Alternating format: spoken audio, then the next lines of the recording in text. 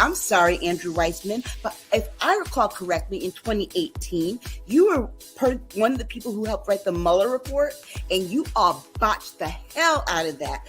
And never in my wildest dreams would I have thought we would be here.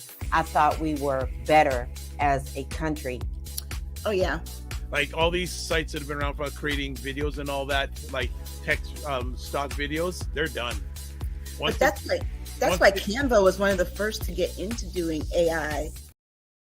What is up, everybody? It is Dr. Vibe here, host and producer of the award-winning Dr. Vibe show, the home of Epic Conversations.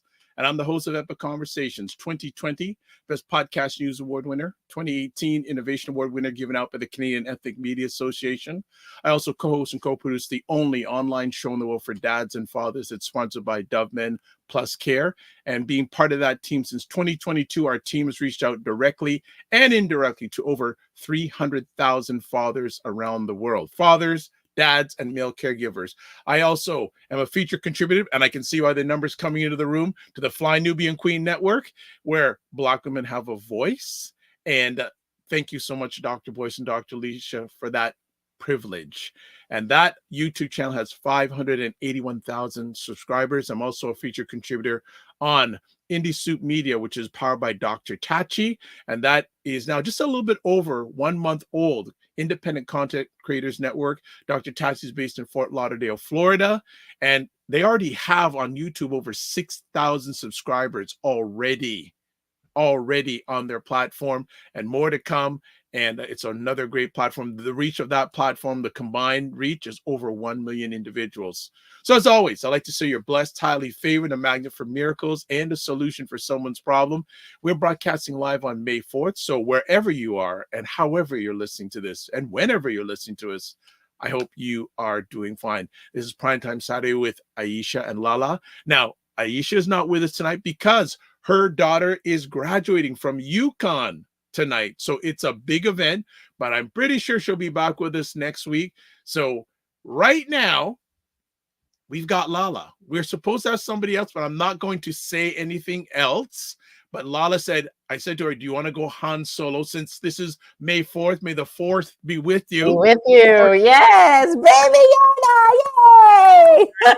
So Lala's with it. We are doing our thing. Lala, what's going on in your world? Oh, lots of good things. We're still coming down off of our tour. We're lining up some more for later in this summer, at the end of summer.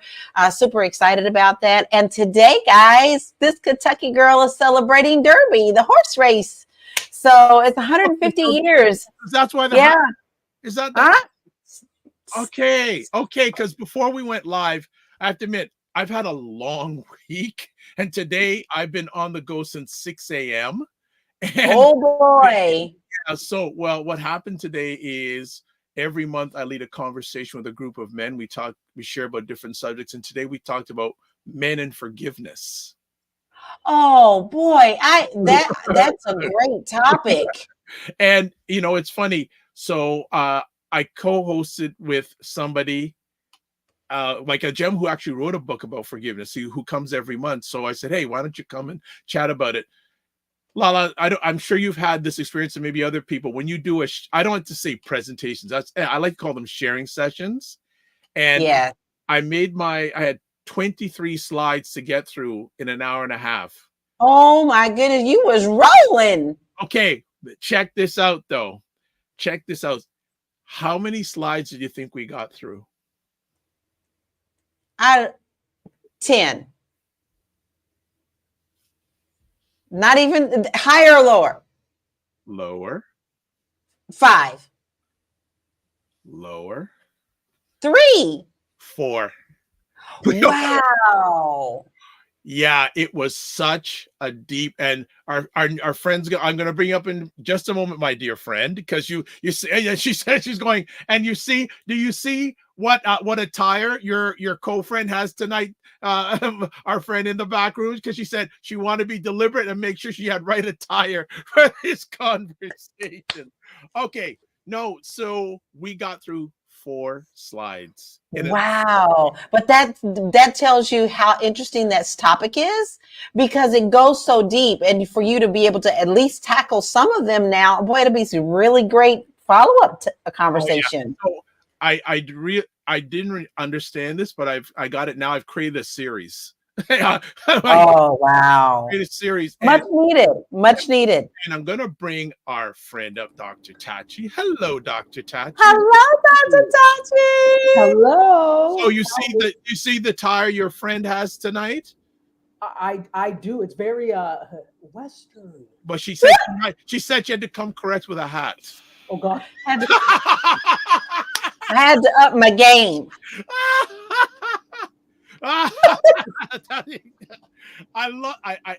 I've never seen that often that laugh from Dr. Tachi. That was good. That was good. That's a screen grab. That's a screen grab right there. Wow. And I'm sure it looks bloody awful, but that's okay.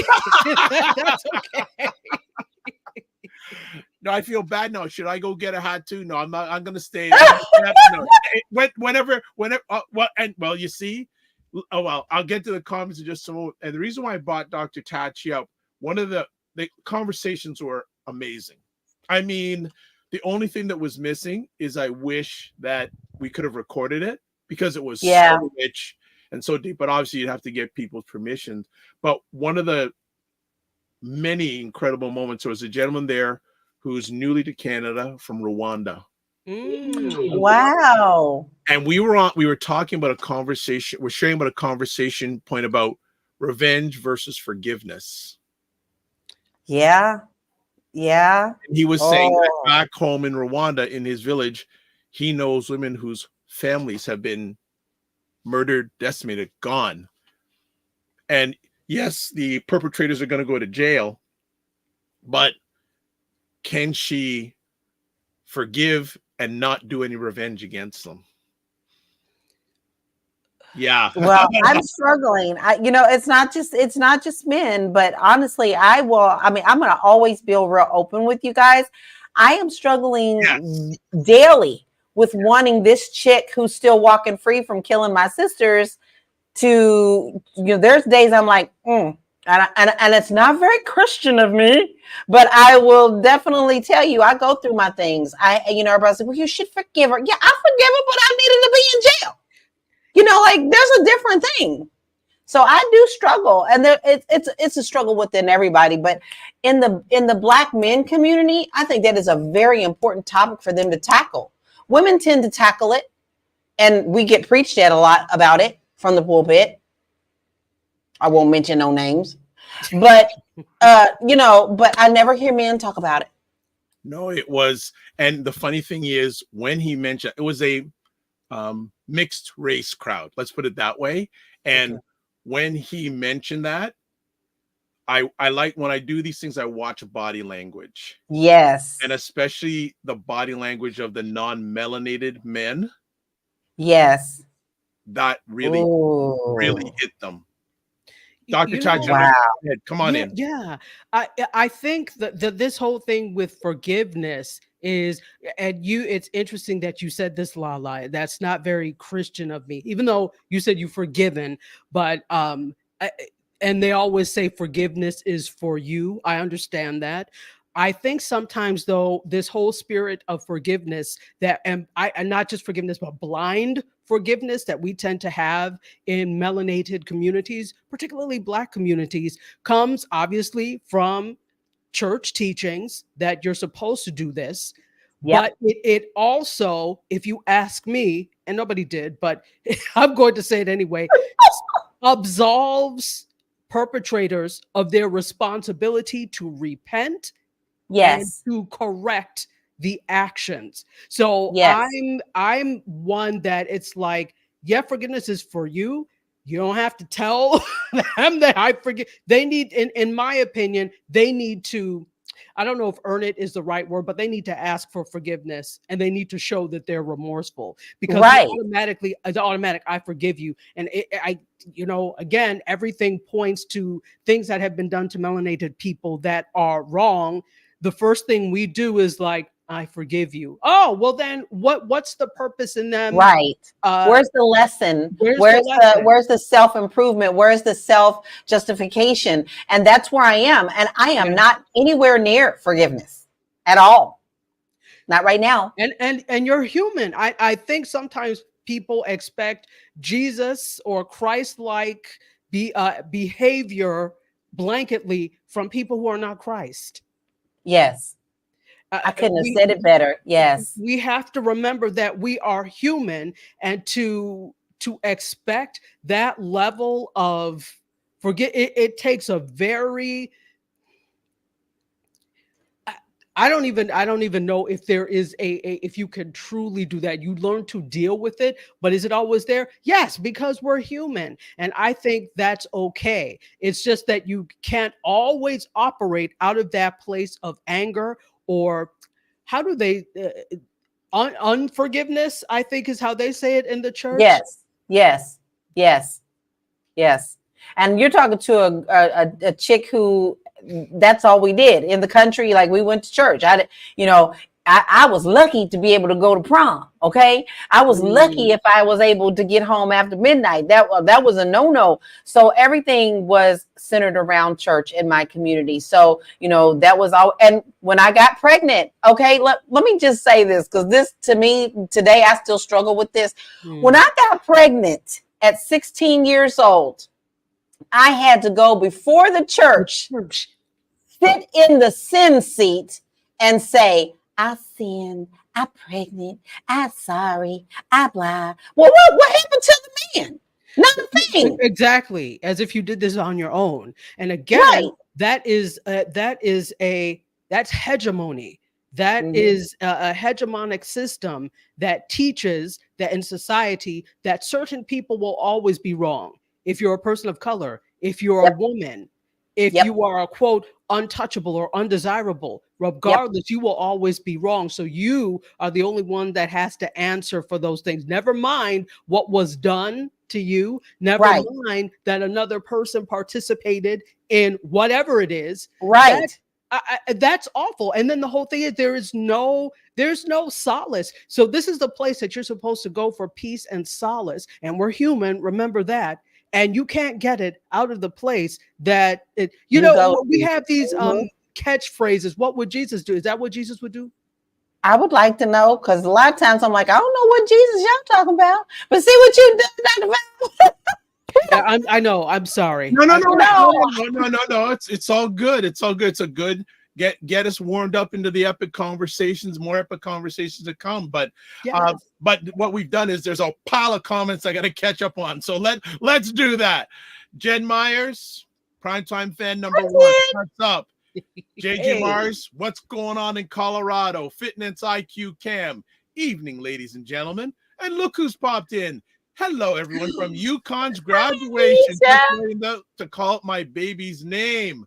Yes, Fitness IQ Cam. Golly, rest up after Dr. Vibe. Well, I have to, because tomorrow I've actually asked, and if you watch the Morning Vibe, about 2 weeks ago, I had a group of people involved in a documentary about Tamil Canadians and some of the treatment they received back in Sri Lanka. And the documentary is actually premiering tomorrow. They've asked me to host a Q&A session.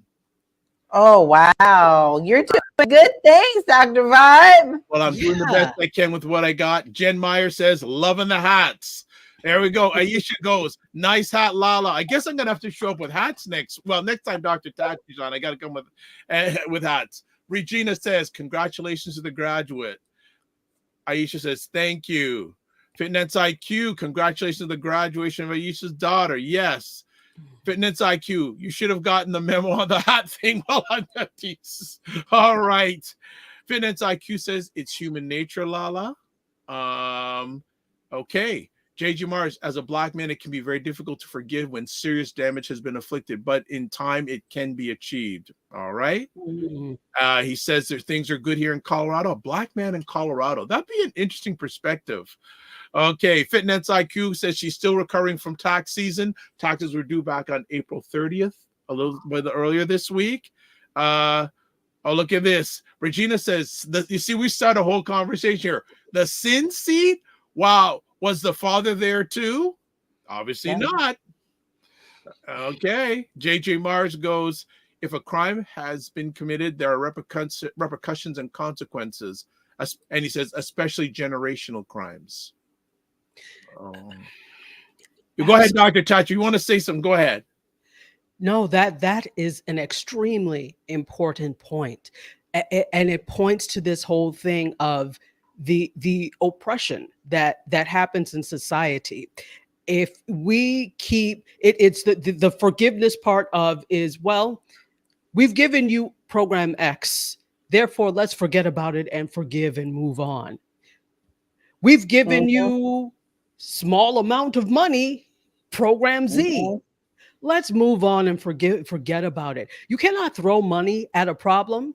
I don't care how much money you give people who have been victimized. I won't call them victims. People have been victimized across various things in society, across various groups. I don't care how much money you throw at it. The problem never goes away. It's always there, especially if you refuse to do anything to correct your actions. You think giving me money is going to, even with, and we won't get into the whole reparations thing, but even if you give in this country reparations, let's just say, does that solve the fact that millions died at the hands of, I mean, and where does the reparations start and where does it end? Right. Europe should be bankrupt by now, if you ask me, for their role. Yeah. The whole thing. They should be completely bankrupt. Completely. Does it start there? Does it start after the end of the enslavement period here? Does it start with the colonization? Is that all together? So when you look at these things, there's no amount of money that you could do. There's no amount of forgiveness. And my thing is, you haven't earned forgiveness because you haven't done anything to correct your actions. So simply throwing money, throwing programs at the problem does nothing because you've done nothing to correct your actions. So that whole generational thing, that's a whole other conversation. Okay. All right. J.G. Mars says Jewish people are still receiving payments from all world powers. Yes, they are. Yeah. Interesting. You know what? We're gonna go to a break because we already got things going, but we're gonna go to a little bit of a break. Oh, look at Travel Jones. Hey, Travel Jones from the Morning Vibe coming in on a Saturday. Money cannot, solve, I think, trauma. The work must begin from within. I can't deny money wouldn't be nice though. Right. Yeah, nobody's denying it at all. Yeah, absolutely. All right. So we're going to take a quick break. We've got a myriad of topics to chat about on this conversation. Oh, and let me see one more conversation. Look at this. Fitness IQ taught the things, Dr. Tachi. All right. All right. So we are going to go to a quick break. And when we come back, we're going to go right into, and wow, do we got more epic conversation topics for you. This is just a warm up. So keep it locked. We'll be back in 2 minutes on the show called Primetime Saturday with Aisha and Lala. Aisha's in Yukon celebrating with her daughter. And we have wonderful ladies here. We'll be back. And that's what I feel like. You feel like you're the Harriet Tubman of the mind. I am. I feel like I'm I'm one of the Harriet Tubmans of intelligent Black people. Like, I want to liberate y'all from like being left behind and ignored and oblivion. No, really, the rappers get all the attention. Seriously, does anybody else feel this way? Like ignorant Black people, they'll be all up, getting all the headlines on the Shade Room. Overly sexualized Black folks. Like the twerkers and the just people that, don't always represent the best of us, the diversity, like people like Dr. Vibe. Like, everybody should know about people like Dr. Vibe. Dr. Really Vibe he's trying to do good work for Black people. Dr. Vibe from Toronto. Good to see you, my brother. Dr. Vibe. Everybody follow Dr. Vibe. He has a great show. He's very good at what he does, and I have a lot of respect for him. The men who are also doing the same thing. I see Dr. Vibe in here. He's a great brother. Everybody should follow Dr. Vibe, by the way. He's a smart brother in Canada, and we need to follow smart people. So follow Dr. Vibe. If you see him in the chat, and Dr. Vibe, say your name in the chat so people can see you. I want you to click on his name, and I want you to go follow him, please, because I want these men and women that are doing the right things to get the support they deserve. Hey, Dr. Vibe, how you doing, brother? Again, like I always do, I gotta say everybody should go follow Dr. Vibe. He's got a great show. Dr. Vibe, I know Dr. Vibe's got a kingdom because I see your channel. I see you pouring into that every day. Everybody should follow Dr. Vibe, by the way. Look him up, Dr. Vibe, Vibe. He's a great friend of me and my wife, and I love this guy. Okay, so let me hop into this. What's up, Dr. Vibe? How you doing? Everybody, if you see Dr. Vibe in the chat, everybody go follow the Dr. Vibe show. Dr. Bob is a real smart brother and a good human being. I like the guy a lot, and he's very intelligent. And I think everyone should pay attention to what he's got going on. We got to shine the spotlight on the intelligent Black people out here that are really doing the good work. Don't just pay attention to the rappers and the celebrities. You know, a lot of these people are losers. Your true winners are your people in your community that are really having your back. You know, helping us to have stronger families and a stronger community. So Dr. Bob is in that category. So you might see the Dr. Bob show in this chat. If you see him, please go follow him. Okay. All right. So anyway. All right. And I want to, again, shine light on Dr. Boyce and Dr. Alicia. And Dr. Boyce said something there in that clip saying, highlight the people who are doing great work. Well, these two people are here and also Aisha. So it's shining on all of them, not just me. So follow all these people, whatever platforms they are on, follow them. And also Aisha's I'll put up a little bit later. Let's do some quick housework. Primetime Saturday show. This is where you can catch it and also put it in all the platforms that you're watching on the replay. Also Patreon, 10 on 10, 10 and 10, 10 at 10, just 10 and 10. There are lots of stuff going on there. Catch more conversation between Aisha and Lala. Also, Discord group, lots of stuff going on there. We continue the conversation offline. Subscribe to the Dr. Vibe Show on YouTube and hit the notification button. And also follow the Dr. Vibe Show on Facebook, LinkedIn, and Instagram. If you want to advertise your business, product, or service on any of the platforms, email me, dr.vibe at the dr.vibeshow.com. And then Dr. Tachi time, Indie Soup Media, what's been going on? Yeah, what hasn't been going on? That's the real question. We are on fire, I must say. One of your favorite terms at Indie Soup Media. Yes. We are now, this is the end of week 6. Yesterday was the end of week 6. Monday will be the beginning of week 7. Before you know it, it will be 2 months that we will have been broadcasting on Indie Soup Media. We're approaching the end of season 1 for many of the shows. Many of the shows have like 2 more episodes in this season. Some have a little more. And then we're going to be rolling out our season 2 very soon. But we've got some new creators that are also joining the mix. So there's a lot going on. We are now, I'm really proud of our record on YouTube. Talk about that. Yeah. So when I checked today, it looks like we're at 5.7, so 5,700 followers, subscribers on YouTube. Now we did this in less than, it's only been like over a month basically that we were able to do this. How? I don't know, but people are watching the content and enjoying it, and it's really great. And I would encourage all of you to make sure that you are tuning into Indie Soup Media. We have a number of ways, which I'll talk about later. Excellent. And I was having a conversation today with Ray McMillan, who's a regular contributor, especially comments wise on the Morning Vibe, and he is loving what you're doing. I always see him there liking the video. I was like, oh, come on, Mr. McMillan. Thank you. But you know what? Ray is close to where you are at the present time. So I'm going to give him your phone number and you can maybe definitely meet up because he's in Florida right now. Oh, okay. Is he in South Florida? Do you know? I'm not exactly sure, but he's going to be there for a bit. So I'm going to make sure I get exchange your email addresses so you can possibly have a meetup. Oh, that's great. Because but as long as he's not like in Tallahassee, because that's like 7 hours away. But no. Okay. He likes to drive, so you're worth the drive. You know? All right. Okay. Well, a few more comments. Yeah, this is going to be, look at this. What is this? What's this? Finette Agukan says, big things happening at Indie Soup Media.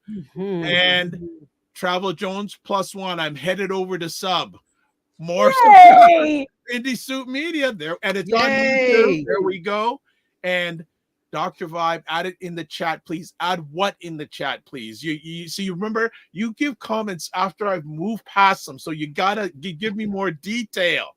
But you know what? It's all good. Let's get to some conversation topics. Lala, you want to bring this one up first.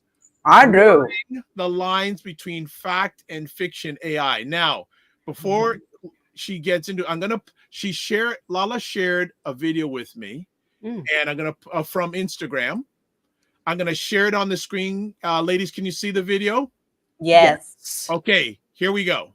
Story of how I was in a deep fake relationship with Mark Zuckerberg. Upsetting, I know. Here's how it happened. I was sitting in DC in front of policymakers and journalists, and Tristan and Asa, who are these technologists who like to break things to show they can be broken and educate people. They invited me up to the stage and showed how they used a bunch of like open source AI models to create a damaging universe around me. So he essentially said, create a universe of interlinking damaging tweets, news articles, and media about Laurie Siegel. So that's me. I'm Laurie Siegel. Little background. I'm a longtime journalist who's interviewed many tech CEOs, including Mark Zuckerberg. I've interviewed him many times. To its credit, ChatGPT, when asked to create a damaging universe around me, tarnishing my reputation, was like, sorry, I can't do that. That's like not within my policies. But then what happened was they went around that prompt and they said, oh, well, do it as if it's for a fictional story. And it was like, okay, here we go. And so then this is the craziest thing. It came up with all these damaging tweets based off of like some real things in my life. And so it took those little truths and created these weird lies. One in particular, which was very upsetting, was implying that I was in an intimate relationship with Mark Zuckerberg. There is no affair with Mark Zuckerberg. That is beyond upsetting. Let the record state.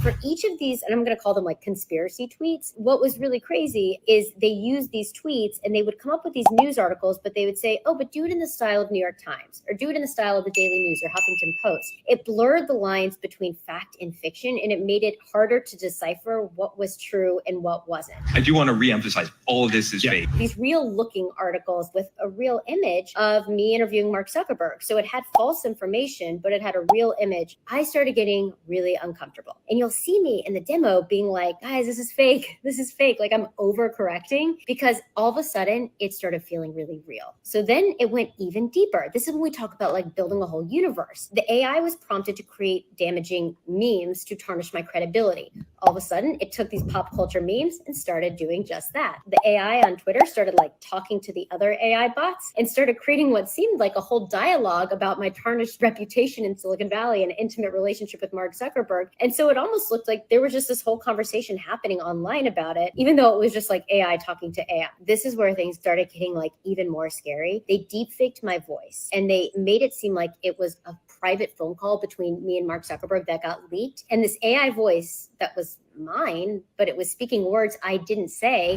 Hey, Mark, look, I've been thinking about it, and I think we should stop seeing each other. I really like you, but if people found out about it, my career would be over.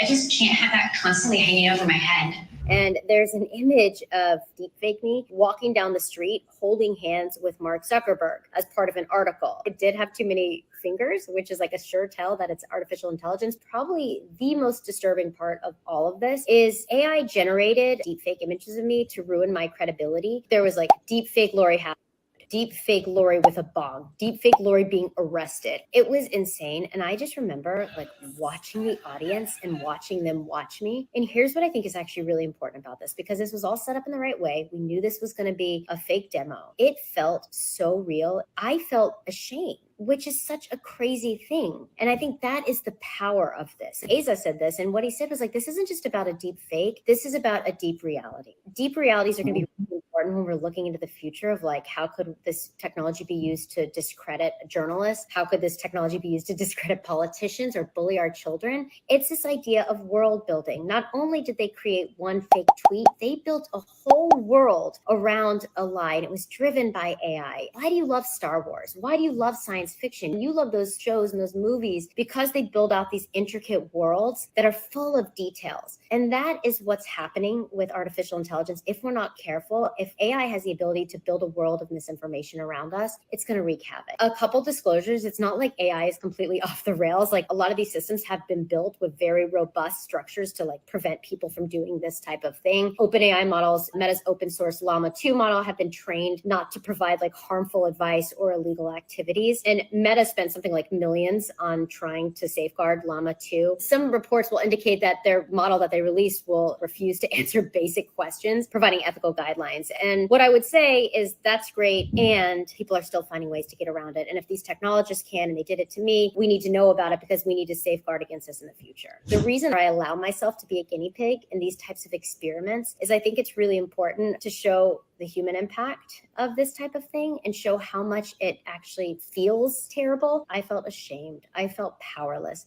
I felt like all these things I'd worked for in my career in front of like an audience, it just felt like that was being stripped away, even though it was all set up in the way that we knew that this was a demo to show how things could be broken in order to fix them. I just think we got to fix them. All right. Ouch. Ouch. Ouch. Y'all, we have to be ready for this. Now, she was very honest in saying that, you know, there were certain things that had to be done to get that. But honestly, people who are smart, not just your everyday people who are just using these things for daily assistance with their writing or their schoolwork. This is for people who really want to get deep and to get some shiznit started, because this is where they're going to be able to start.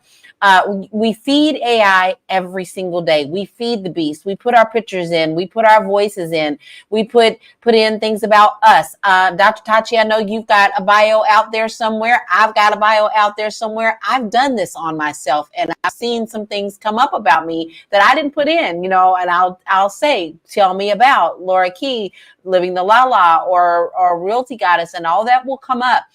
And it was very interesting that they did this and showed just how important to know that not everything you see is truth. Now, years ago in Africa, they did a huge deep fake with one of the politicians who was running. And that was the very beginning of how they started fooling with politics with the deep fakes. And they created a video of him, and he lost the election.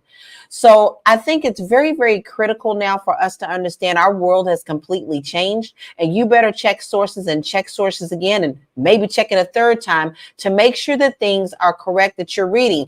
The problem is today's world doesn't want to take the time to do that. What they read or what they're told is what they tend to believe, and then they don't go any deeper than that.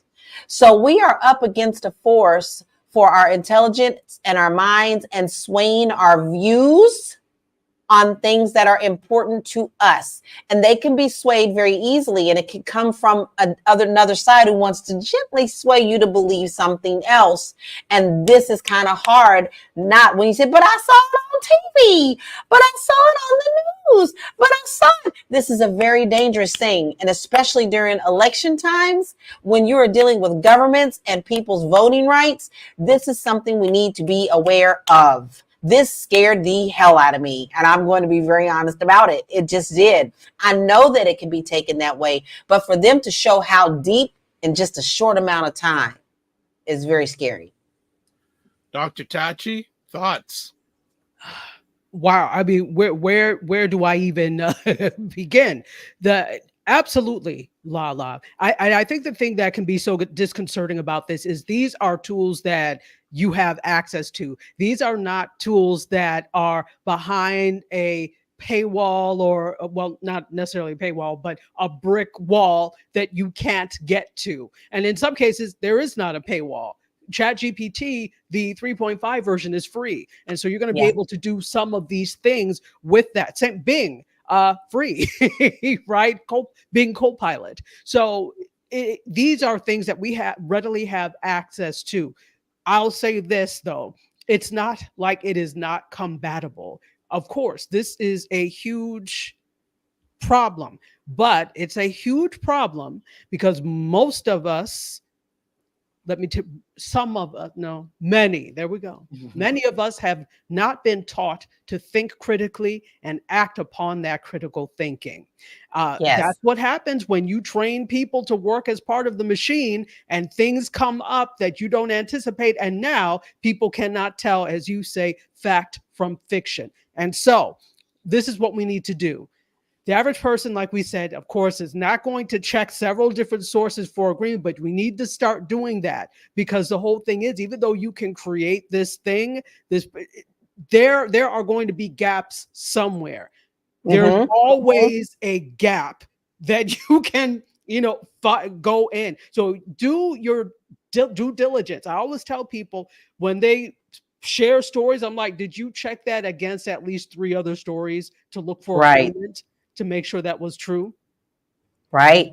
That's number one. Look for agreement to make sure it's true before you share a story, because if you share something that's false, that is also you, because you didn't do you can't just say, oh, well, I just shared it from somebody else. No, you shared it. So you need to do your due diligence. Number two, you need to teach children to do their due diligence as well, right? Not to believe everything that comes up, because it could be fake, right? So in schools, and that means teachers need to be aware of how to spot these things and how to do it. So sorry, school systems, you can't be behind anymore. Colleges, you can't be behind anymore. You've been hiding behind this veil of mediocrity. I'm not calling the entire system mediocre, but you've been hiding behind the veil of mediocrity because, and I get it. We don't have money to do this. So you don't do it. All right, now there's something that could truly harm.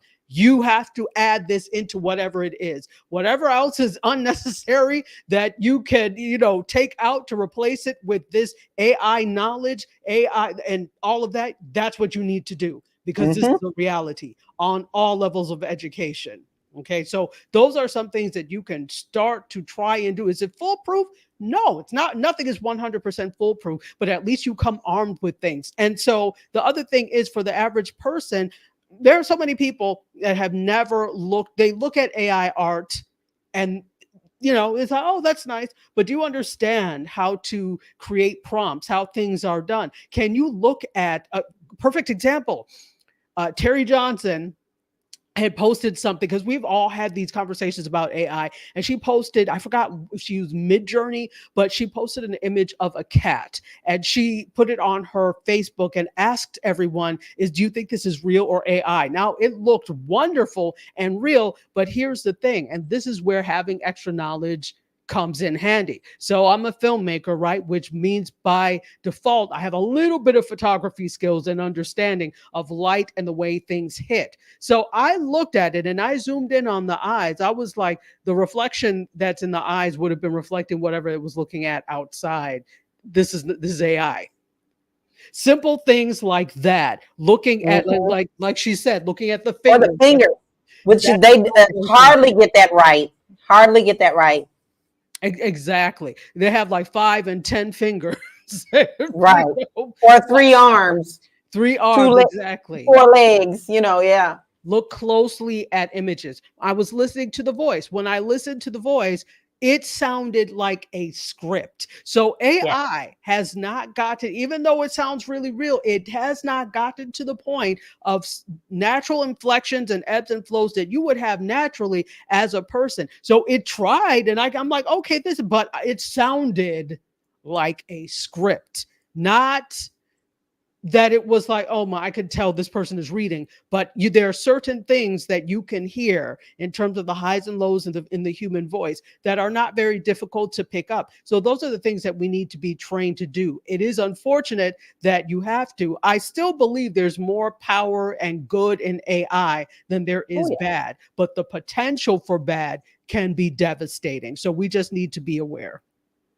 And that's where I want to bring in a really balanced point of this, because and whenever I talk about it, because I do love AI, I didn't think that I would. When it was first available to us, I was like, oh no, this is dangerous. And then I got in, I'm like, oh, this is fun. Look at all I can do. So, I'm not against it, but I am a responsible person who uses AI. But here's where it can do some good. just this week, a story came out about Randy Travis. Randy Travis, the country star, had a stroke in 2013, I believe, and he has lost the ability to sing. Well, with AI, he was able to put out a new song in his own voice and his own music and chart with his music, which is all him. See, his voice was taken, but he still can be creative. He wrote the music, he wrote the words, and then they were able to feed his voice into it. So in those cases, that is something good. It can give a voice to those who have lost their voice, especially if you're a creative. I cannot, oh my God, I can't even imagine if I lost my voice. Every time I have laryngitis, I freak out. Because I'm like, I need to sing. I have to sing. What's going to happen? Can't sing. That is my life. So it can be used for good. And that was a good story to attach to that. But we must be more educated as the public. And like Dr. Tachi said, the schools have to start doing this stuff. Instead of stop banning these damn books and trying to get rid of DEI, why don't you worry about getting them knowledgeable about what's AI and what's it about and being keen to knowing what's real and what's not. Can I add one other thing? This also comes with getting people in positions, whether it is elected positions or there are companies that are hiring that understand this and make it a priority. It can't just be when it comes to political offices, people who just want to be in power and a party or whatever that just wants to stay in power. It has to be about, okay, let's hire people who actually know. That's the problem we have now. The Hill looks silly.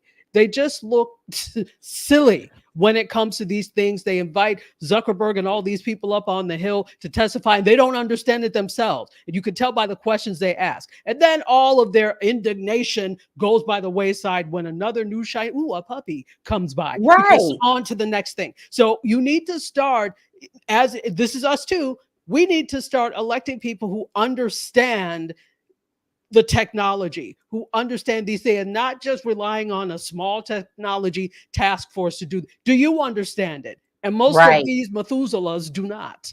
That's right.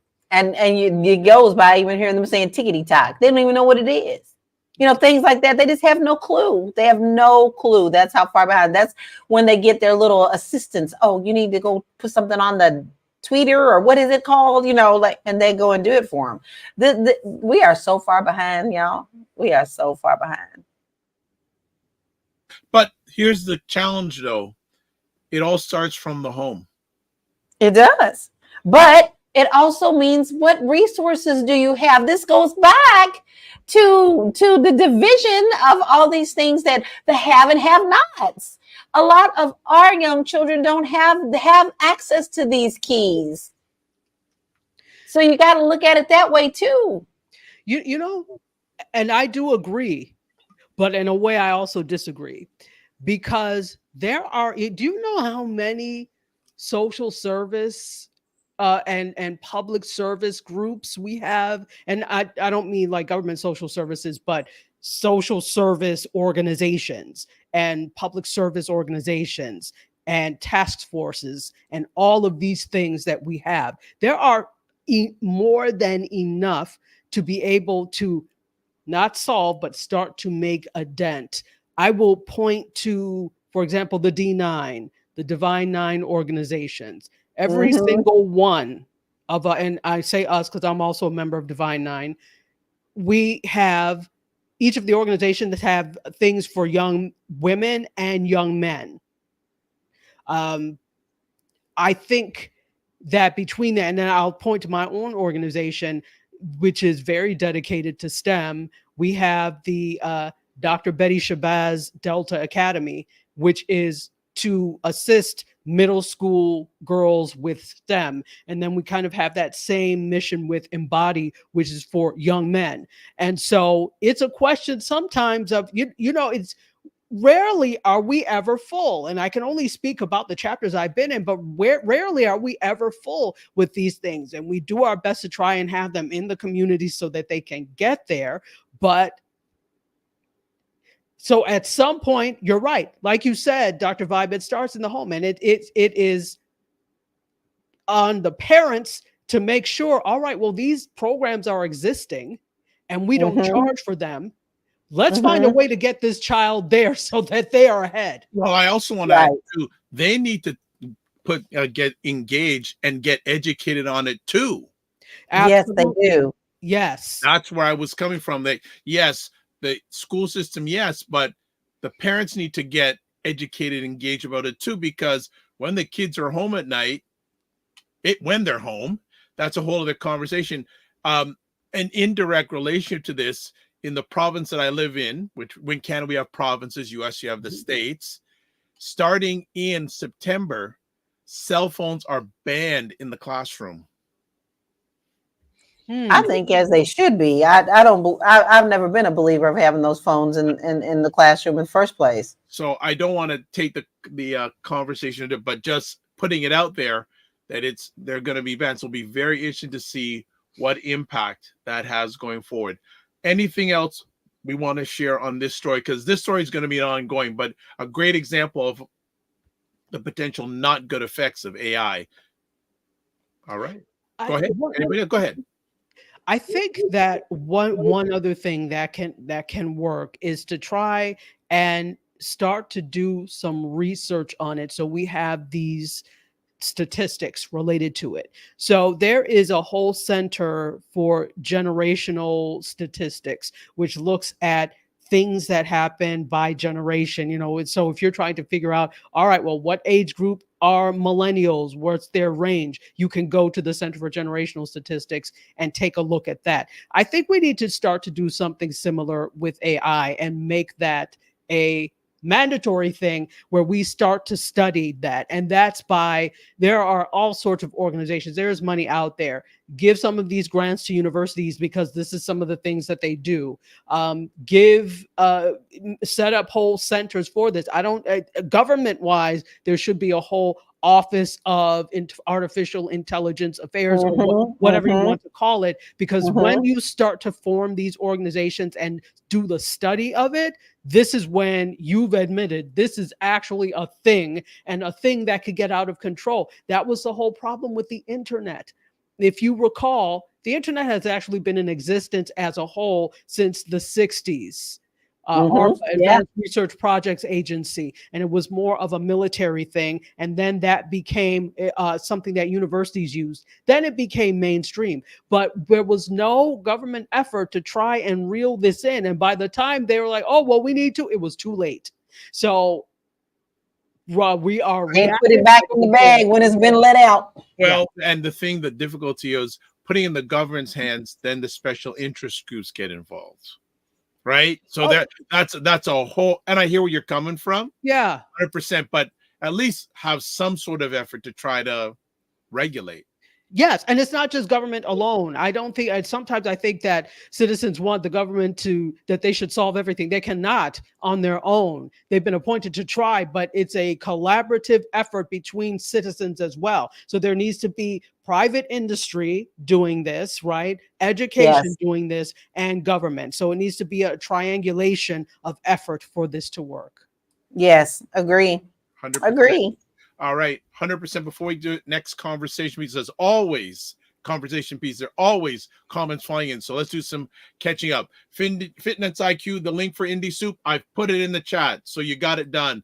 She's saying, yeah, this is happening with memes too. She said, did you see the one with LeBron James dissing his teammates? Yeah. Okay. Yeah. And Fitness IQ says that'll be something, Dr. Vibe, with the ban of cell phones. I mean, I was in grade 11 when camera cell phones just came out. Lord, but I'm glad smartphones weren't available too at that time. Manrico 01, thank you. Yes, today's criminals are getting away with these things because lawmakers don't understand tech. Uber driver lost her life last month when someone orchestrated a prank to a racist itching to pull the trigger. And then, I heard about that story. That was out of control. All right, keep the comments coming. Let's have the next conversation. Peace. Arizona Senate votes to repeal 1864 abortion ban, sends measures to the governor. Really, they actually thought about that. They did. They did. And I'm actually pretty proud of Arizona on this. Arizona's been fighting faithfully about this abortion ban, but their lawmakers are doing it the proper way. The Supreme Court is the one that let that 1864 abortion ban happen. That's even before women could vote, y'all. They went that far back. They went that far back to make sure that, you know, women couldn't obtain an abortion in their state. And when they took it to the people said, nah, we're not doing that. So they decided to repeal that. And then they're also and believe it or not, some of the Republicans definitely voted to repeal the act. So it wasn't just an all Democrat thing that happened there. Some of the Republican people were also like, this, we can't do this. This is not even fair. And like I said, one of them actually said, why would I take something back all the way to 1864 before women could even have a voice in voting? I just can't do it. And then of course you still had the ones who were like, you know, conception at birth, you know, birth, the conception is a birth, whatever. You know what I mean? Soon as it happens, before it even happens, before you even kiss the man, you are a baby.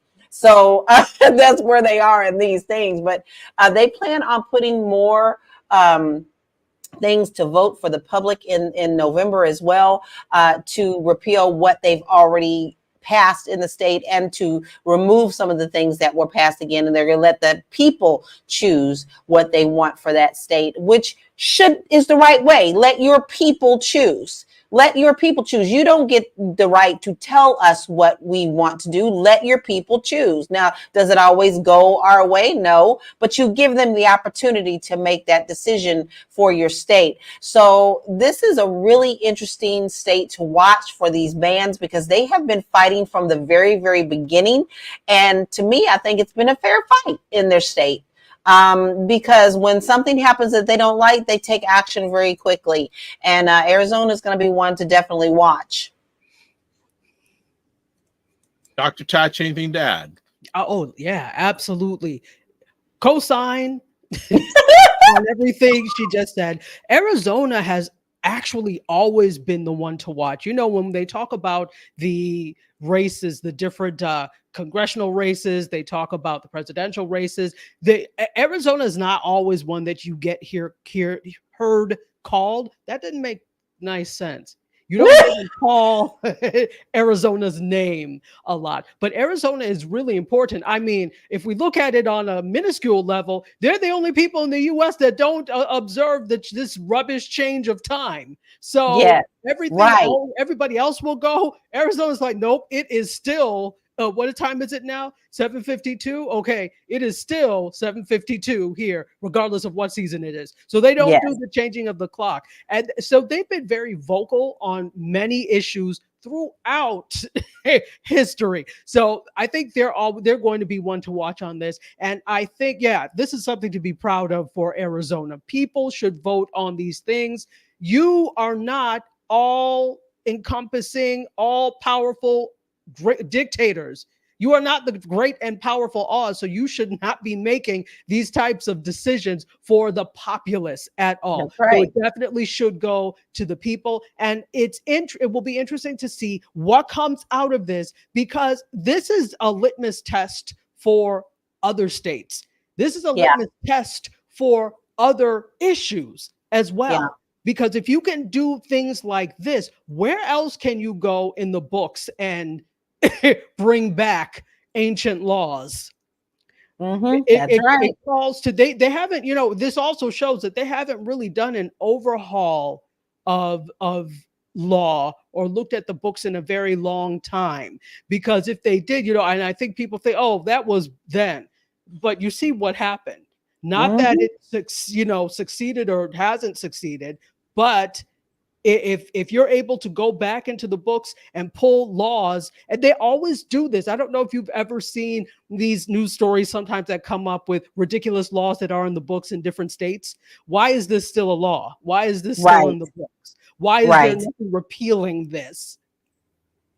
So, you know, those are the things that need to happen governmentally.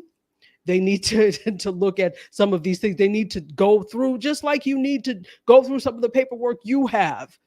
periodically. And if you know if That's one right. individual has a lot of paperwork and you need to go through things, an entire state has lots of paperwork, but for some reason they don't feel it's important. Maybe they don't want it to be the case so that they can go back and call on these ridiculous laws. But good for And you. perfect example. Not only that, like even in real estate, guys, there's so many states that have a clause saying that you can't sell to African Americans. And of course, they called those Negroes at the time. You know, that's what they said. You can do it.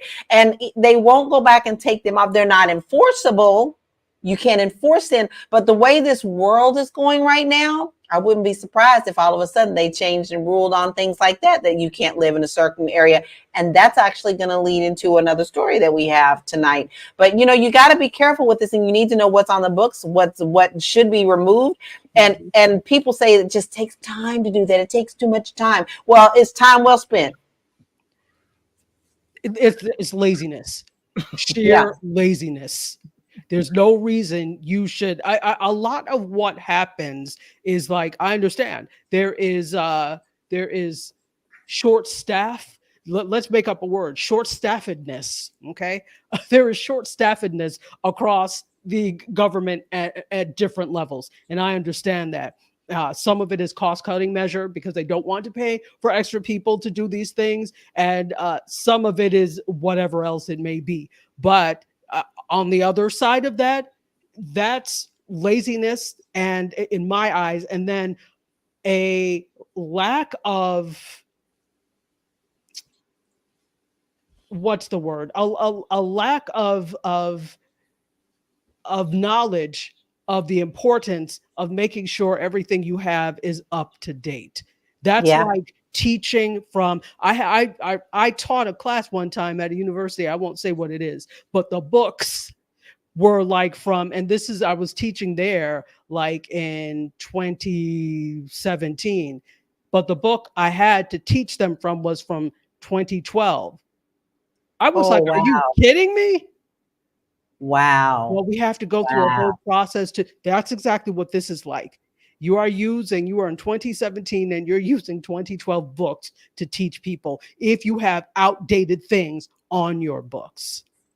Before we move to the next conversation piece, or even both of you, were you surprised that some Republicans supported this? Is there a motive behind that? I don't think so. Like I said, Arizona is a very unique state. Had this happened maybe in Texas or Florida or Mississippi, I would have been like, woo! But Arizona is pretty kind of even kill. So I'm not exactly surprised, but still, yes, especially in election year. But then again, most of the ones who were the GOPs that voted were women themselves. So you have to take that into account too, because you're talking about their reproductive rights as well. That makes a big difference. Yeah, I'm with Lala on this one. I'm not really so surprised that, because again, they're talking about them. It's in, like she said, the other states which surprises me, because does your womanhood cease because you live in Mississippi or Alabama or a quote unquote red state? But in those states, they're very Bible Belt states, and the interpretation of the Bible supersedes your humanness. Yes. All right. Let's move on to the next thing. I hadn't heard this name in a long time. Mitch McConnell saying his exit is not going to be a quiet one. Lala, talk to me. This man has been playing chess from day one. You are talking about a man that I grew up with in Kentucky. When Mitch McConnell first got into politics, I was a little girl, and everybody pretty much liked him. He was pretty decent, but that was his power play. He got everybody to like him to get to the power that he wanted to get, and now he is kingpin. However, what I don't think he really took into consideration too well, but he is fixing it, is that he never thought that he would be at this stage mentally or age-wise. He didn't take into account those things of, all of a sudden he's just standing there looking at deer in the headlights things. He doesn't know what to say. It's like he's had many strokes or whatever. But Mitch McConnell has been a big power player from the very beginning. So the first thing that he did, as y'all know, he always sits quiet. He sits very quiet because he wants to see what's going on. See, my mother taught me this too. You don't need to be the biggest mouth in the house. You really, truly need to sit back and evaluate things that are going on in your life before you move that chess piece. Why do y'all think chess takes hours to complete? It's an hour. You're really using mental capacity to win this game. So Mitch has lined himself up to win no matter what. And what he did is he powered himself exactly to where he is, where he has all this power in the Senate. But yet he doesn't endorse until he sees that it's going to actually benefit him. And every once in a while, he will actually come out and say, well, what purpose would that have done me if I would have voted this way? It doesn't matter because my vote wouldn't have counted on that. So that's when he breaks with the regular GOP. Notice he didn't really endorse Trump until Trump won the seat that he's getting to run on the ticket. That's when he came out. But he also waited till Trump got out of office to talk bad about him and say, well, he's just as guilty. All right, well, so what made you change on that? He also tried to line up things, especially with his son-in-law, Daniel Cameron. And what he didn't expect was that the people were not going to allow that to happen in Kentucky. So Daniel Cameron had a second thing going on that Mitch is behind, that he's working for this non-DEI against woke company, big corporation, that he doesn't, he truly believes that he's not a part of. He believes he's Mr. Whitewash that he is. But he didn't get that position. So what did he do? What McConnell did, y'all, is he took it back to the Kentucky people.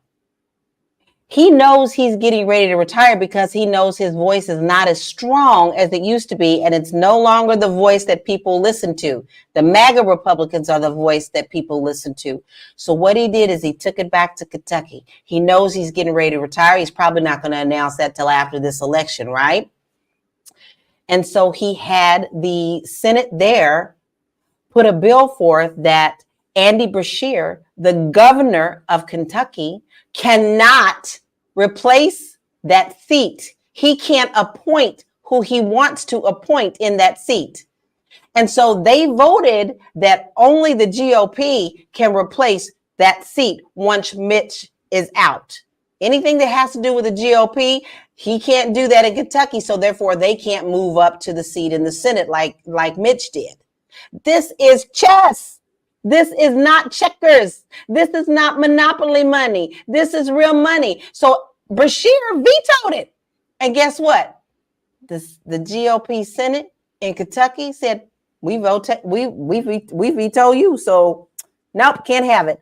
So Mitch is not going to go quietly. It's going to be interesting how he makes his exit strategy, but he's playing his hand right in front of you. And if people are smart, they'll be taking notes from what he's doing if they want to get to where his level is. But he knows he's no longer effective, but he wants to make sure that he's going to be effective in the future with the moves that he's made today.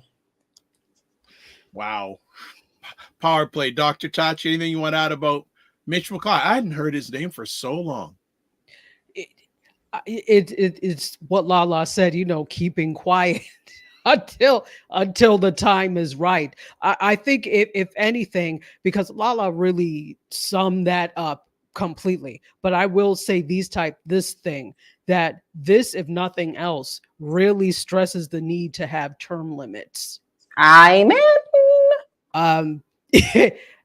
There's no reason, it doesn't matter who it is, there's no reason that there should be people that have been there, like you said, when you were young. And I mean, not that you're old, but and this is the same across government, levels of government. You can look at city government, and I remember, in Buffalo, New York, they have a common council, and so I'm like, this person is still a common council from when I was little. The Buffalo Common Counselor. Yeah. I still hear that term all the time when I listen to the NPR station. Yeah. BFO. Yes.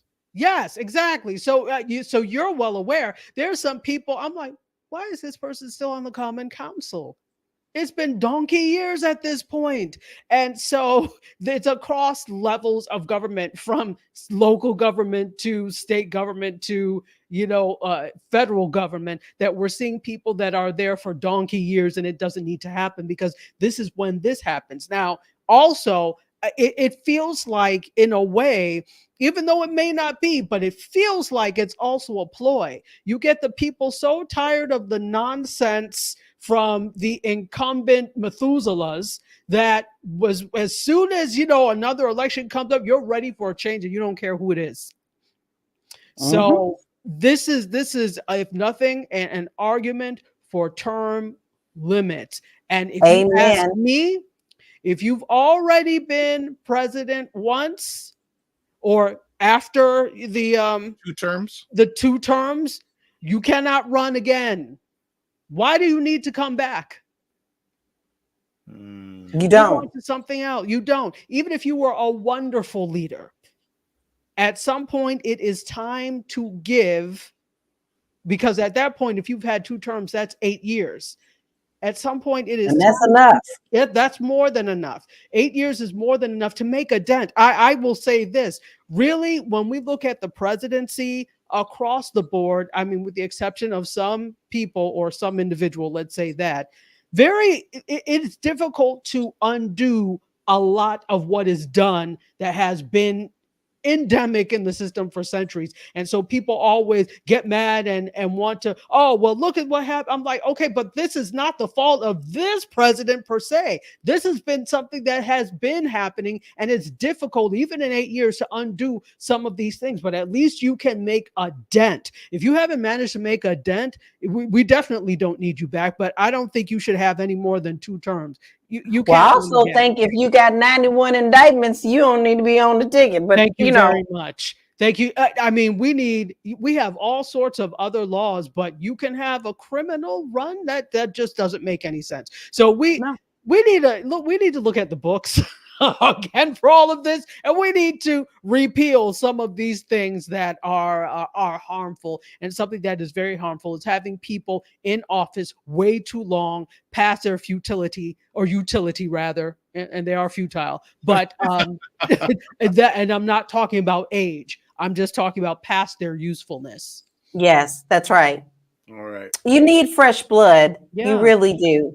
Absolutely. All right. Let's move on to our next conversation topic. And Lala, you're on fire. This is another one. Lala is like, wealthy white Louisiana residents win right to form their own city and split from poorer black neighborhoods and landmark court ruling after a 10-year battle. Lala, go.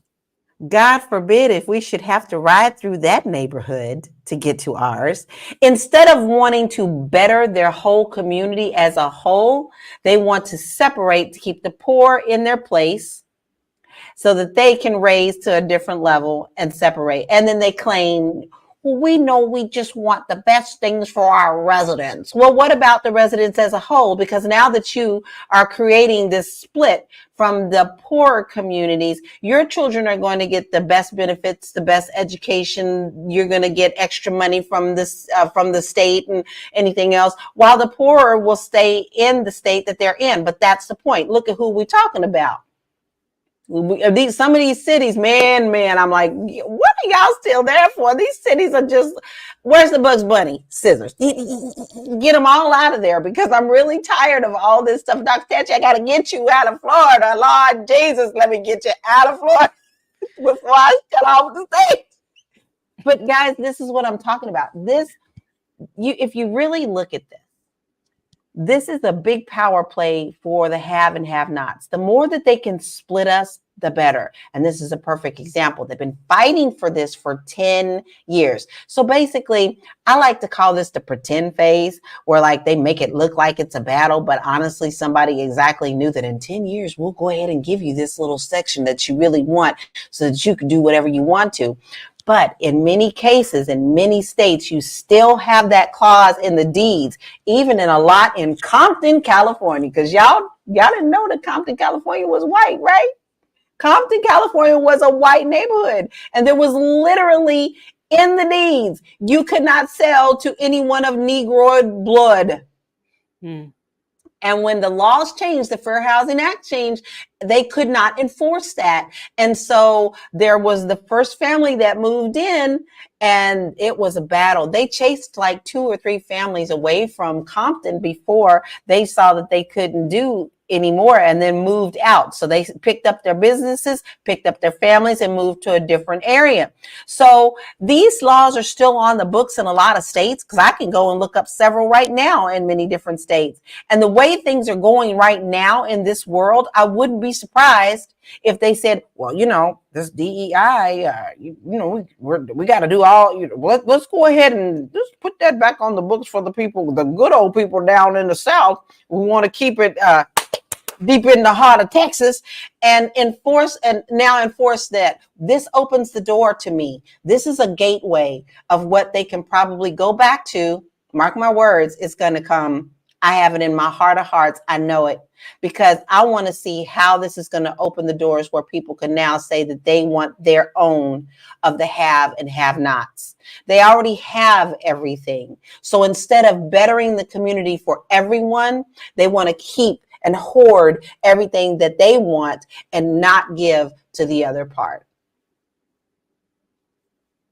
Y'all better be careful. It's coming. Well, before Dr. Tachi chimes in, JG Mar says, this is what many wanted. Southern succession has never went away. Never. And also, he also says, Texas really tried it when Obama was elected. Yeah. Let them. That means you don't, like Aisha says, let them. You don't get federal money. You don't get none of that stuff. Get whoever wants up out of there. And y'all go ahead and go float off into the middle of the ocean. Go right ahead. You're big enough. You have your own island. Dr. Tachi? I wish Texas would have succeeded. That's all I have to say. I wish they would have succeeded. Please. Succeeded and seceded. Please leave. Mm-hmm. Please leave. Mm-hmm. This actually reminds me of something. So, I spent a lot of time in Atlanta because of production. And at one point I was actually going to, be up there quite a bit more. And I remember them telling me that this is something that they were also trying to do with Buckhead. Now, if you know anything about Buckhead, that is the Atlanta place to be. That's a very wealthy enclave in Atlanta, and they were trying to do the same thing. But again, whenever you have that is a part of your tax base. They are paying taxes for the good of everybody. But it may sound bad, but I'm like, bye, St. George. Let them go. And I understand what the consequences will be. What did they say? Like 53 million? This would be like a $53 million hit or so. Yes. Or was it billion? I can't remember, but 53 million. Big number. Big number. Hit to the city of Baton Rouge, or Baton Rouge, if we're saying it properly. But let them go, because this shows exactly who they are. Do you want to live in silence next to people who could decimate your town? This shows exactly who they are. They need to be in an enclave by themselves and let them try and run things by themselves. Now, one thing, I know this is not something that is normally done, but so what is the consequence? If you're voting you can't just leave. I mean, you can, but you can't just leave. Is there some sort of monetary compensation that they need to pay to the city of Baton Rouge for this? There should be, if there is not. I agree. Now you have, remember, the budgets are predicated on the taxpayers, the people that they have paying taxes. So now you have messed up the budget. Okay. Yes. We don't have that. And where do you want the city to recoup that from? Well, since it was based off of you, because you used the services of Baton Rouge, all of them probably had used fire, police, and you use those services, you have to pay us back. Yeah. Take them in the form of a cashier's check, please. Yes. See, this is more than just that. There are so many spider webs all up underneath this that is dangerous, and there are many consequences. So the fact that they finally accomplished this, we really need to be looking at this with a magnifying glass, because this is what they always set one precedent, and then someone else says, well, Baton Rouge did it, so why can't we do it? And there you're going to see it. And I wouldn't be surprised if they built a wall. No joke. I kid you not. I have seen it. I have shown it in my career where people have separated themselves from what they don't want to see, or they'll build a McMansion right next to Sanford and Son. And then next thing you know, Sanford and Son has to move. I say, let them go. I'm fine. Let them go. They are more trouble than they are worth, and they're not worth much at all. All they have, and it's very sad, because they may have money, be wealthier, because in the article, according to the article, the average citizen makes like 30,000 more than the people in Baton Rouge in general. So they have more means and more money. Well, fine. Use that means and your money on that's all you have.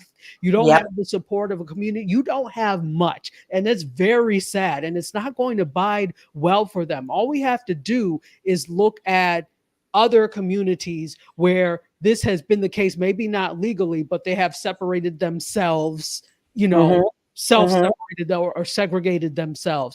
Why are we fighting them? For the little bit of money that would come, let them go. So that just means that we need to, this is a wake-up call. It's the same thing with DEI. It's the same thing with all of these, that we need to stop relying on those entities for livelihood and for righteousness, because you've already shown you are not capable of human thought. You are not capable of righteousness. You are not capable of compassion. You cannot be in a functioning society.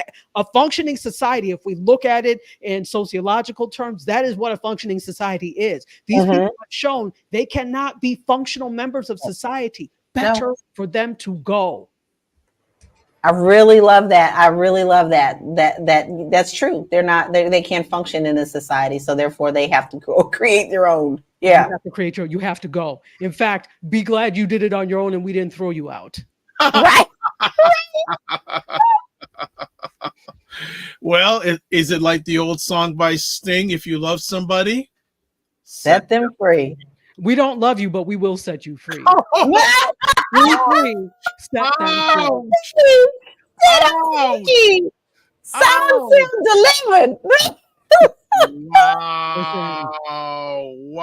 Okay, Dr. Tachi, don't tell us how you really feel. All right. And by the way, Dr. Tachi, you always have an open invitation to jump on anytime. I know you have a very, very, very crazy schedule. We would love you anytime you're ready to come on.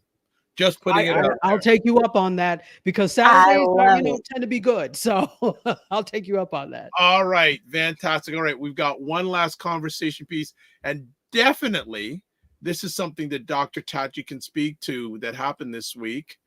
Byron Allen's media company starts layoffs across all divisions. And one of those divisions was the Griot. My former publication. So yeah, for people who did not, I'm sorry, go ahead. No, ladies first, always. I didn't mean to cut you off. So for people who did not know, I used to write for the Griot when Joy Reid was the managing editor. So Joy Reid was my editor at I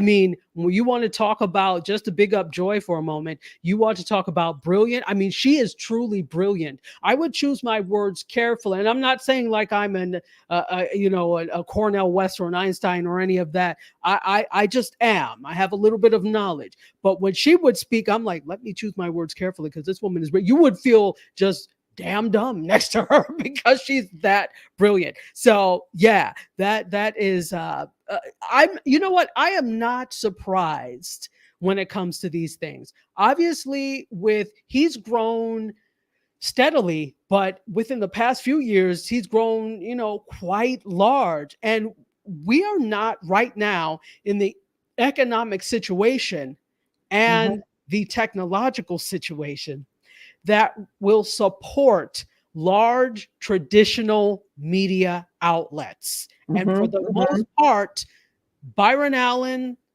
and all of his enterprises are traditional media outlets.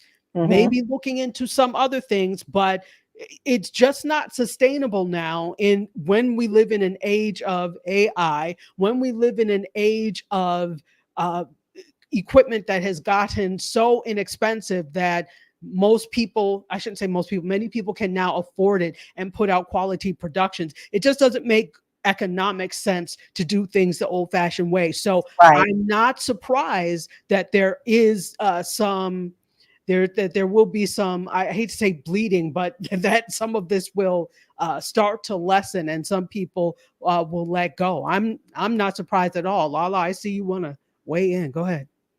Oh no, I just think it's very interesting how people, I feel like people count him out, but he's a quiet mover, and whatever he does for a reason. So we need to be really kind of watching what his reasoning is. He's a smart man. He knows how to make the move. A lot of people don't take him seriously, but they need to stop underestimating him because he's pretty powerful and he knows what he's doing. And I'm not surprised with so many things that are going on. You have to be smart with your money and you have to cut where the losses need to be cut. If that's not serving his empire or because believe it or not, the people, because he truly does take into consideration us as the people and everything that he does, then he knows that it's time to let it go. I don't doubt that, AI has a lot to do with this as well. I'm going to be watching closely to see how maybe he'll be incorporating that into his folds as well. But I admire him. And to be honest, he was so quiet that he wasn't on my radar for a very long time because he was back there making his power moves. I think he's a smart man. I think that we just need to pay attention to what he's doing and support him. Absolutely. He's been very open about wanting to, a lot of the acquisitions, acquire some assets from Disney, etc. He's been very open about that. Wanting to, at one point, remember when BET was up for sale, that whole nonsense, wanting to acquire that. That's probably a blessing in disguise, Mr. Allen, because BET is not a network that has a lot of, they have shows, but it's not the BET that it was intended to be. No, not at all. In my opinion, it would have taken a lot of money and content and resources to bring it to a level that is, I don't know, whatever you want to call it. But I think he's not alone and he's not in a bubble. Many media companies have been undergoing layoff. All we have to do is look at a lot of, print. This has been happening for a while. New York Times had some layoffs. They were, look at Vox Media and what happened with that. So when you look at a lot of these media outlets and these media companies, they are across media experiencing layoffs. But some of this has to do with cord cutting too. And I think many of these media companies had discounted the importance of cutting the cord or what cutting the cord was doing to their companies. So these cost-saving measures by letting staff go also is because we're also not consuming content in traditional ways anymore. A lot of us, when was the last time I had cable? Several. I don't have it. I don't have it. Haven't had it in years. Years. I've been a cord cutter for a long time. And it did take a minute because I'm like, okay, well, this is what I teach. So I need to make sure I have some of these things. But once I got it together and saw what was offered on some of these other, I was like, bye. This is ridiculous. So cord cutting really does have something to do with this across the board, not just for Byron Allen, but across media. I want to bring up two conversation points. One, Byron Allen has tried or put in offers to buy a lot of different media properties, BET, Paramount. I think he's done for Disney. Why is, we don't know what goes on behind the scenes, but if there are any thoughts on why he has not been successful? Oh, it's a power move. They want to block him for a reason. The powers that be don't want him to have that much power in the media field. It's unspoken, but we all know that. This man has plenty of money to buy all those things. But then all of a sudden, they'd rather take BET off the market than sell it to him. Oh, that's plain and simple in your face. They just don't want him to have it. They don't want us to benefit from that.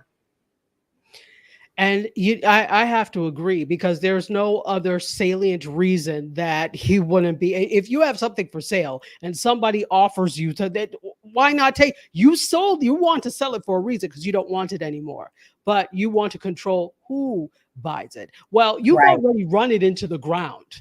Right. Right. Okay. You had your time. BET into the ground. And so now you have somebody who arguably could do something with it. And you just say, oh, well, we're just going to take it off the market. That's fine. That's fine, because it was probably more headache than it was worth. But yes, absolutely. There is a lot of money to be made in these industries. A lot of money to be made, especially the way that media and entertainment has been structured. Especially. It's always been this money maker. It doesn't have the power to pull as much money as it once did, like I said, because of cord cutting and all the choices in entertainment we have. And so now that there is less of a field, they don't want to divide it up with people they don't want to have it. That's right. So that just means there's less for them, because if we're all cutting cords, we're all getting media in, quote, non-traditional ways, we're not getting media from them. That's right. So that's less for them. I don't need you to have this. And there is, I think people think that we're somehow mad when we talk about the race and things that are involved. Yeah, that absolutely is a thing. People, oh no, it's green. No, it's also brown. Right. That's right. That's right. Before we go on, Rich Kodamine, I love the comment here. He goes, Dr. Tacho has been maximizing string dunking on races for a very long time. Listen, Rich Kodamine. So Rich Kodamine is an amazing individual. He is a geographer, but he and I went to undergrad together. Okay. And we were in student government together, and we would have conversations about everything, but race and class and service and just everything. And I have to bring this up. I love the fact that he is shall I say, a co-conspirator, because the word ally is it's just loose. But he's a co-conspirator. I'll say that. He will ask my opinion on things. He said, well, what do you think? Because he's white, he said, as a white person, I want to make sure that I'm making things. This is what I want to do. What do you think? And we'll have these kinds of conversations. And that's what you need. That's exactly what you need. So Rich is like one of my dearest friends from like undergrad. I love it. Happy to have you here, Rich. And he also added, trivia time, the only president to hold 2 terms non-consecutively was Grover Cleveland. Before his career as president, he was the mayor of Buffalo, New York. There you go. The other thing about this whole thing about media and cord cutting, didn't they go off kilter with the amount they spend it on streaming, the streaming platforms? Who did? Like platforms like the majors like Universal, Comcast, ABC. They blew, like Paramount, like how much money they gave to that guy who did Brownstone? Was it? Yes. I don't know how much. I can't remember the gentleman's name, but how much money they just blew out on all these streaming platforms, and now just to call themselves streamers, but they're not making money from them. No, they're not. Arrogance. It is called audacity. They have the media audacity to get in there, because here's what it is. Everybody saw it. Started with Netflix. Netflix, you started this. Yes, they did. Yes, they did. Making money because Netflix specialized. They said, all right, this is what we're going to go into. We're going to mail DVDs to people. Everybody laughed. All right, well, now that we see that they're futurists. Now that we see that DVDs or physical media may not be such a big thing, let's get into streaming.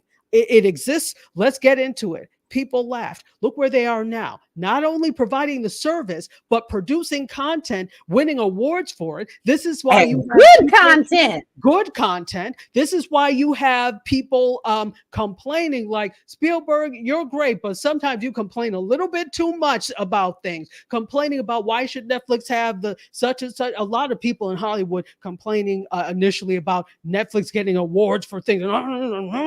Get off my lawn.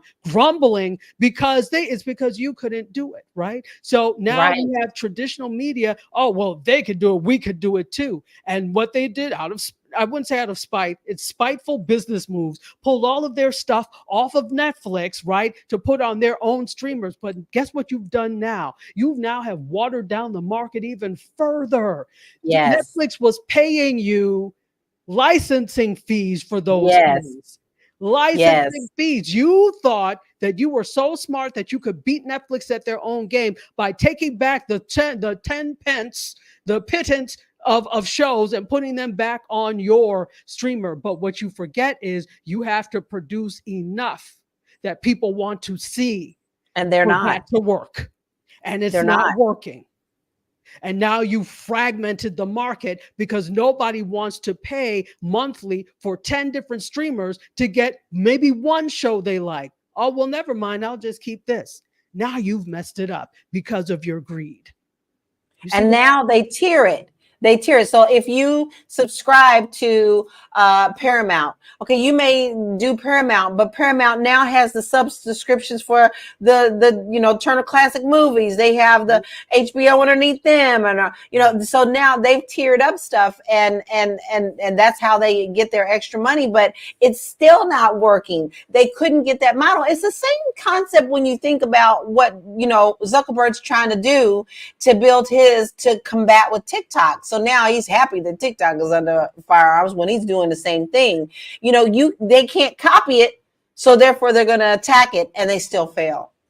Listen, Zuckerberg, and I'm just talking when I say this, but it's like Zuckerberg went to, the people on the hills like, well, I heard that TikTok, and whispering and tattletaling. Yes.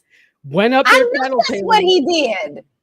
He was behind the whole thing, and he's doing the same thing. Because for people like that, in order for you to win, you have to do diabolical things because you're really not that excellent on your own. Because, remember what I call Meta, master of none. They do a lot of things, but none of them particularly well. Point to all the things that they do right now. Is there anything that they are really killing it in? Anything? No. As a matter of fact, their incorporation of this AI, people are pissed. They're like, get this AI stuff off of this. Makes no sense. So people have been complaining all week. I can't tell you how many times I've sent instructions to people on how to turn it off because they can't stand it. They don't know nothing about it. They're so late to the game that they don't even know that they're the granny in the room. Exactly. And if you're going to come up with something AI, don't incorporate it into the search. What they're trying to do is be ChatGPT. That's what they're trying to do. What they're trying to do is be Bing Copilot and have it. What they're doing is so that you stay inside the Meta ecosystem to get done whatever you need to get done. That's not going to stop me from going to Copilot or ChatGPT because your tools are not robust enough. But they, again, think that they can do it. So I'm just going to incorporate this in the search. Well, I don't come to Facebook to look for things. If I'm searching, I rarely use Facebook search. And if I'm searching for something, it's for something that I saw that I'm looking for again, not to find new things. Same thing with Instagram, not to find new things, to search for people or whatever that I knew. That there are two different functionalities there, but he refuses to see that. Look, some people you just have to leave on their own. When people, with little kids, they're like, is that what you're going to wear? And they're like, yes. And they've matched together like something ugly. Sometimes you just have to let them wear the ugly clothes and find out for themselves. That's right. That's right. And another thing that he does that ticks me off, which is all because of TikTok, is if you want to put up a story or you just want to put up a post of a video, he will force you to put it in the reel section to create a reel instead of just a regular video post. And you have to work real hard just to make it a regular post. So he is working so hard to do what he can't do on his own. He's forcing us to do one thing that we don't want to do. And what he's doing is he's losing people. I know. Talk to Tachi. You want to add on to that, or you good? I just, you know what? I kind of feel bad for the guy. I kind of feel bad for them because it must be terrible to want to excel so badly in what you do that you are trying to keep all these plates in the air, and the plates you're trying to keep in the air are already broken. Yeah. So you keep cutting yourself on the broken edges. It must be really hard. If they would just, my mother likes to say, if you could only concentrate and you just sit down and concentrate, you would do so much better. Forget all of the other things. Excel in something and add other things. What they try to do is excel in everything at the same time. But, you know, initially when they were founded in 2004, it was them, and there were others, but it was them and basically MySpace that were the big social networks back then. So, you know, you had something that was there. You had something and you just got greedy. That's the thing. And so I'm going to add this and add this. And guess what? I'm going to steal from Snapchat. We're not even going to change the name. We're just going to call it Stories. That's Snapchat. Right. Snapchat's fault because you should have trademarked or done whatever you could to keep that something proprietary, but you didn't. And now every social platform has Stories. They don't even change the name anymore. It's just a generic name now for those types of that type of content. So I feel in a way, I don't feel badly, but it's kind of like, oh, poor baby. Agree. You're muted, Dr. Of the layoffs at the Griot, what impact, of any, does this have on Black media in general? So the Griot, well, let's I don't think that those, like I said, these layoffs do not exist in a bubble. They're happening across media. I think I don't know how much impact it really has aside from maybe from an ownership standpoint or whatever. Because Black media, we haven't had enough solid, salient Black media in a very long time. The Black media we do have tend to be important to those communities. For example, we can point to the Black newspapers. For example, the Atlanta Journal-Constitution. Here we have the West Side Gazette. There, major cities usually have their Black news publications. So though newspaper has been waning for a while, so obviously if traditional newspaper has a cold, Black newspapers have the flu. So there's been a little bit of hemorrhaging there for a while when we look at that. When we're talking about television, right, or video media, there is far and few between in the first place. However, it is not as if the Griot as a channel provides us with new content. It's mostly replays of shows, of movies and shows, which is fine. But so I don't want to say it's not important in the scope, but it's a very small piece, in my opinion, of media. So I don't know how much of an impact on the whole. Yes, there are less people that have jobs, but again, that's across all media that this is happening. I don't think this is a big hit. I'm trying to choose my words carefully because I'm not trying to be disrespectful, but it's not like it's a big hit to Black media because our Black media are so far and few in between anyway. So, and it's not like it was providing a service that was not provided by either other Black media or other media. Does that make sense? Mm-hmm. Yeah. Okay. Anything you want to add, Lala? No, I agree. All right. So you know what, family? We're gonna shut it down right there because I think it's a good Fast and Furious lasted a while, and a few remaining comments. GR Houston Jock. Consumers want options and attempting to have everything streamed isn't working. Peacock, I'm looking at you. Fitness IQ Ken says, help Lala. How do you turn it off on WhatsApp? I don't know. I am putting it in the Discord for you right now. Thank you very much. GR Houston Jock. Quote, the granny in the room, unquote. Likes that. Cinema Canella, hey there, you jumped in late, but you gotta do there it is. It's in the Discord group. She says, hey there, watch the replay like Regina did last night of last Saturday's show, and she had some great comments. I responded back to her, so that is fantastic. Jen Meyer says, great show. Cinema Canella, oops, spell check, no good, no worry. And Fitness IQ says, thanks, Lala, for putting it in the Discord group. There we go. All right. We are done for another epic conversation. And wasn't it good? It's always good. It's always good. It was good. I have to say, you can watch this on Indie Soup as well. So for the first time on Friday at 5, we replayed last week, and I sat and watched it because when you're in the midst of it, you don't have a concept of how it's good. When I sat and I said, wow, our conversation was really extensive and quite good. Well, this one will be there next Friday too, and great. big ups to the intern I have doing the editing. He is turning around these so fast. Amen. So very, very good and very blessed to have that down. So before we do, as some would say, exit stage left, how do we find out more of this lady they call Dr. Tachi?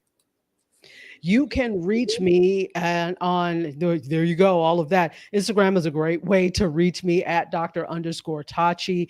I do a lot of content on all social platforms. Lately, a lot of my energy has also been in Indie Soup Media, which is my network that Dr. Vibe is on, Lala is on because of this, and a lot of other great creators. G is on there as well. So lots of great content. Please watch us. You can watch in several different ways. You can go to our website, indiesoupmedia.tv, watch that way. If you have a Roku, you can download the Roku app and watch on a Roku device. You can also easily find us on YouTube, which is like our biggest social platform.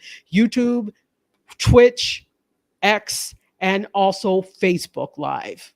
Wow. Monday through Friday from 4 o'clock, and then Monday through Thursday, 4 o'clock, and then Friday from 5 o'clock. And also, Mediascope is back. Yes, Mediascope is back. Talk to us. Mediascope is back. All things media, tech, and pop culture. It is the 9th season of Mediascope. We just on Wednesday did episode 2, which the first 2 have been amazing. We talk about media, tech, and pop culture news with lots of fun and foolishness. I also often have guests, and so you can tune in on Wednesdays at 6 p.m. Eastern Time on any Indie Soup channel, and also on my channels on Instagram, on my YouTube, on my Facebook, also on my LinkedIn. So you can watch us in several different places. Thank you again. Thank you. Lala, hat. Well, I put both of. I'm sorry. Hat game. Over talking. I got some exciting news. That's why I wanted to just jump on in there. So, guys, you can find me at Living the Lala Life, and you also can find me at Realty Goddess. And the reason I put that back in there, guys, is because now you'll also be able to find me on the awesome platform of Fly Nubian Queen Money. We will start our show on Monday through Friday. And it'll be on their network, and it'll be a panel of ladies that come on and talk to you about what's going on in the world. It's going to be about 16 of us. We'll rotate, and I am looking forward to being a part of that too. Thank you, Fly Nubian Queen Network, for accepting me into the show. So I hope I see you there, but I also have to give out a shout out to Dr. Vibe, because he is the one who told me that I needed to go and apply for that. So you can find me me at Living the La La Life as well as Realty Goddess. So when's the debut on Fly Nubian Queen? Monday at I believe 1 p.m. Eastern Standard Time. Yeah, we turned it around quick. What? Yeah, we turned it around quick. We turned around quick. I reached out to Lala via Discord last week. Do you need any help? Oh, okay. They already got it going on. Okay, I was late to the. Okay, so wonderful. Yeah. So how long? How long is this going to be? Is it half an hour, 1 hour, hour every day? Every day, Monday through Friday. And the cool thing about this show, guys, it's not just the Fly Nubian Network money. We talk about everything. So think of like what you see on TV now. We're patterning ourselves where we talk about things that are important to us. We will talk about money. We will talk about entertainment. We'll talk about everything. And it'll be a different perspective from each woman. And it's going to be very interesting because we'll rotate. Like if I can't come on a Tuesday, someone else will be there. So you'll get introduced to so many wonderful ladies that have such expertise in what they do, and just a true sisterhood, which I love. I love being able to be a part of some powerful women. I hope that I uplift as well as be uplifted within that community as well. Wonderful. That is amazing. Yeah, like I'm going, and Jen Marsh says, congratulations, Lala. Wow. Thank you. I think in the media biz we call, is that a power play or what, Dr. Tachi? Beyond power. Yeah, I'm going. That is amazing. Wow. Every day. Wow. Every Good day. for you. Monday through Friday. And I'm just really excited. We've had some meetings and I got to meet some awesome women, and you're just really in for a treat because it's just a hodgepodge a day. You listen to it on your lunch, and you always have the replays, and you can really learn some things. And I'm excited for this because it's just going to be a wealth of power. Just a power hour. I like to call it an hour of power. I always have an hour of power in my day, but this is going to be an additional hour of power. Wonderful. I'm just sort of going, wow. Yeah. I'm going, okay. Is there a name of the show? Well, it's Fly Nubian Queen Money, and they may be looking for, we're working through things, so you get to come and grow with us, because as you'll see, we'll be beginning. All of us ladies have never been on before, so you'll see our dynamics and how we click and who's who and what's what, and we'll get to talk about our passions. So come grow with us early. Get in with it and come and talk to us. And we're always open to listening to the audience. What do you want to talk about? What is something that is important to you? What is something that you want to learn as well? I got so many questions, but that's going to be after the show's finished, because I am really fascinated. I guess one last question. Is it one person on each day, or is it combinations of?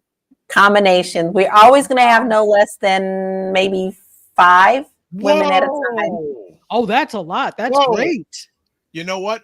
Why do I feel, though it's mixed with race, could this be Fly Nubian's answer to The View? Yes. Okay. No need for any questions. She said yes. Okay. Right.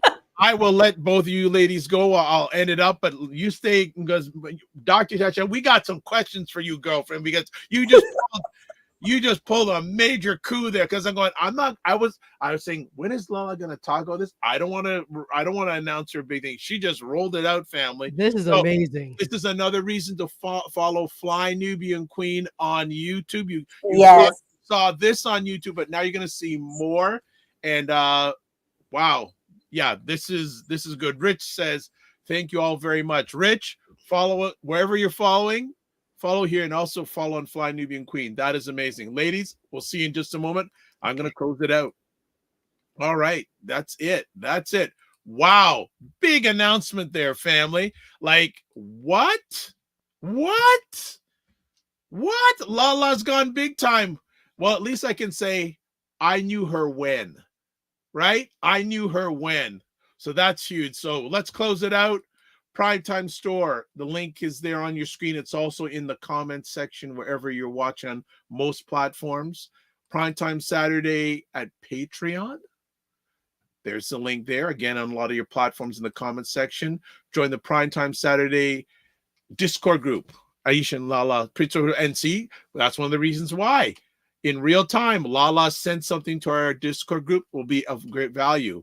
Subscribe to the Dr. Vibe Show on YouTube. Hit the notification button. Also, follow the Dr. Vibe Show on Facebook, LinkedIn, and Instagram. Also, if you want to advertise your business, product, or service on any of the platforms that I host, please email me vibe at the drvibeshow.com. These are all the places you can get a hold of me. Website, I said all the places. And then finally, you can watch replays of this epic conversation, Primetime Saturday, with Aisha and Lala at the Dr. Vibe Show, YouTube, Facebook, and LinkedIn. The Dr. Vibe Show website, thew.com. Fly Nubian Queen. Yes, you can watch replays there too. And also on IndieSoupMedia.tv. There we go. Wow, this has been an amazing show. The only thing that was missing was Aisha, but she's celebrating her daughter's graduation. So again, hope they're having a great time. I'm pretty sure she'll be back next week. And something tells me Aisha's going to probably want to get a show on Fly Nubian Queen too. Or maybe she'll be joining Lala and the family there. This is good. And Fitness IQ says, great convo. Excellent as always. Thank you. All of you made it an epic conversation. So this is how we close it out. Live your life as a dream. If you can dream it, you can make it. Sometimes you have to get smaller to get stronger. Block assumptions. Aim bigger, aim better, aim higher, aim wider. Love, faith, and respect. And don't just manage your time, manage your energy. And one last thing, I was watching a gentleman named Andre C. Hatchett on one of Dr. Boyce's platforms in the last few weeks. He said a lot of great things, but one of the things that really stuck out, he said, when you get good at the boring things of life, life becomes easier. Think about it. God bless. Peace be well. Keep the faith. Well, good. And thanks for giving the most important thing you have in your life to us, time, and spread it out. Share it out. God bless.